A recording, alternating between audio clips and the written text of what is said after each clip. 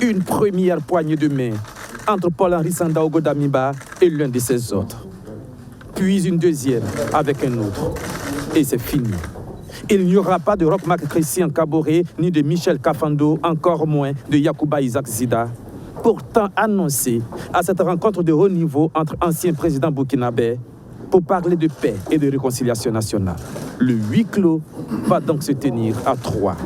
Dans le hall du palais de Kosiam, les journalistes attendent la fin du conciliabule. Le premier à faire son entrée, c'est Blaise Compaoré. Tous ses faits et gestes sont scrutés.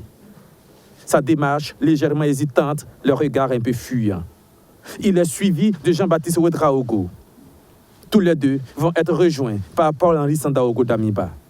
Première explication, les raisons de la défection des 3 autres. Pour des raisons de santé, le président Michel Kafando n'a pas pu participer. De même, le président Yacouba Isaac Zida n'a pas pu faire le déplacement pour des raisons administratives.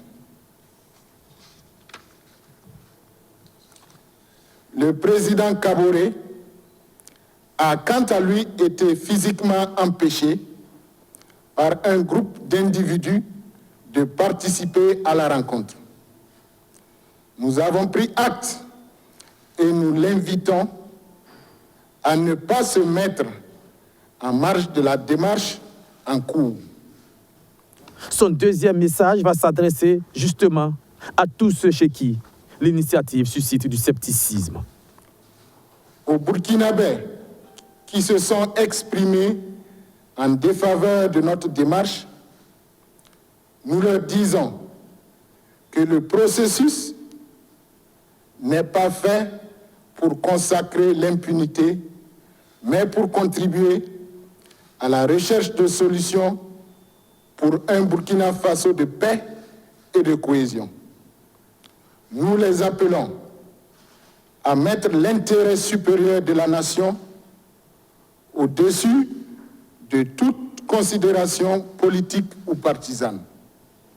La déclaration est brève. Il n'y aura pas de deuxième intervention comme prévu.